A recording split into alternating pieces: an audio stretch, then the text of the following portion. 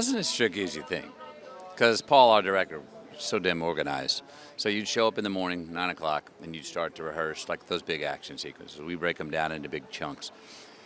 And I'd walk everything about where the bus would go, when the fires would come up, when the telephone pole would fall, when the power lines would swing in, et cetera, et cetera, et cetera.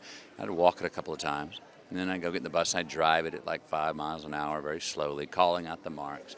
And then we try to do one up to speed and then do one a little bit faster, then take a break, get ready. You got 2 hours, and at a certain time of day you go, okay, and now, bam, we're off. For this hour, the camera's gonna roll the entire time. Let's do the sequence. Maybe you get 2 takes, maybe you get 3. And it had to fit. You had to get it right then. But the choreography that we did all day and the team that we had, it honestly didn't feel as tricky as it looks like it did feel. Sounds like you didn't break a sweat. Oh, I broke a sweat, but I didn't draw any blood. Thank you. Yeah, my son and my mother play my son and my mother. And what was that like? I never had even thought of it being like something that I hoped for, but then as soon as my son asked if he could read for the role of my son, and I said, yeah. Hey, bud, that guy saw his audition without his last name on it and said, this is the good. And then he turned out to be my son. He goes, even better. And then he wanted to cast my mother as my mom. And I said, wait, you want to see her on tape first. And so I asked my mom, I said, Mom, send me a video, a 1-minute video of why you love to be a mother. She sent me an 8-minute video.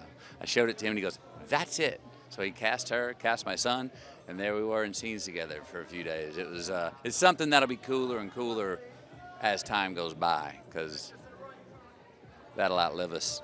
It's good, yeah. Oh, afterwards, the hug that I have with my son, because the scene in the movie, he does not like me at all, and is raging at me with great hate. And afterwards, it was a good long hug to have, sort of unsaid. We were both kind of saying, without saying a word, I'm glad that's not our relationship in real life. Yeah, well, it's about, fathers and sons, and don't be late as a dad. Don't be late as a parent for your kids, The whole film has a lot to do with don't be late.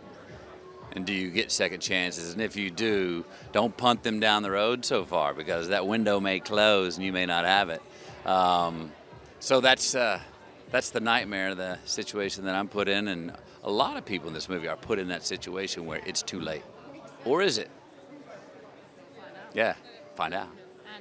Well, it's a real-life story about everyday heroes who really rise up in a moment of incredible disaster and really meet the moment. And it's ultimately a really hopeful, positive story about our human capacity, our ability to take care of one another, to survive.